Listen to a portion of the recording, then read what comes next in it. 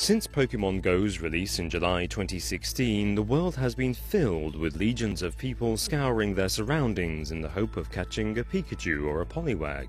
And this army of users doesn't have to pay a single penny, as developer Niantic is giving away the game completely free. Or are they? With access to a user's GPS, camera, and even the ability to prevent the phone from sleeping, accusations are surfacing that Pokemon Go might not be just an innocent game. Could it really be the most intrusive surveillance system in the world? Within weeks of its release, Pokemon Go reached a staggering 10 million active users, putting it ahead of the likes of Tinder or Twitter.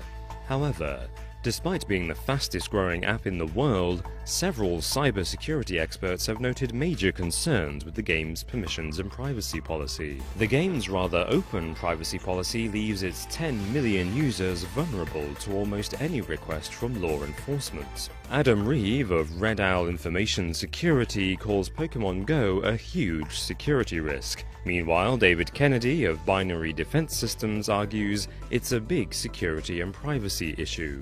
And it's easy to see why. Aside from the game's incredibly accurate location tracking ability, its access to gamers' cameras means Pokemon Go can listen in to conversations and see your surroundings. If the government wanted to track you down or gather evidence against you, Pokemon Go would be the ultimate weapon. And that's not as unlikely as it seems, as this section of Niantic's privacy policy reveals. In essence, they're prepared to share any user information that law enforcement requires, even on children. Digital companies cooperating with authorities is nothing new. Tech giants like Apple, Google, and Facebook agree to approximately 80% of US law enforcement's requests for access to user data. But Niantic's connection with the US government might run deeper than mere cooperation, and that's because of this man, John Hanke. Before founding Niantic, Hanke helped create the startup company Keyhole, which was at the forefront of geomapping technology and would later become Google Earth. But according to journalist Ashley Feinberg, before Hanke's company joined with Google, it accepted funding from the CIA. This was supposedly to help the National Geospatial Intelligence Agency, whose mission is to collect, analyze, and distribute geospatial intelligence. This is the exact kind of intelligence that could be gathered via Pokemon Go's excessive access to its users' phones and locations.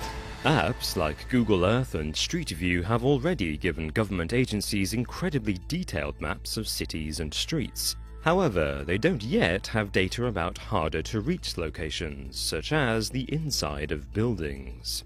Pokemon Go would offer a solution to all those issues, as suggested by online conspiracist Fight for Anything. According to their theory, if the CIA or NSA needs a photo inside a home or business, all they'd need to do is spawn a Pokemon at the desired location. Pokemon Go users would then gather the photo intelligence for them, simply by playing the game. These photos could, in theory, then be sent back to a database allowing the government to build up a highly accurate 3D rendering of almost any private inside space. Going one step further, agencies could even gather intel in real time, spawning a Pokemon at a target's house in order to get photos of suspects within hours or minutes. This theory has gained particular traction in China. Some Chinese citizens have called for a boycott of Pokemon Go on the grounds that it is nothing but a ploy by the USA and Japan to unearth secret Chinese military bases.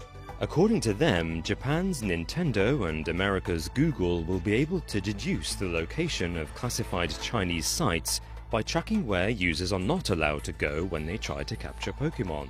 Any area off-limits to Pokemon Go players would be flagged as a restricted area or a military zone. If true, then the US and Japanese militaries would have a significant early advantage in any future conflict between themselves and China. Whether we like it or not, we are being spied on by the government, and Pokemon Go is just another potential tool in their arsenal.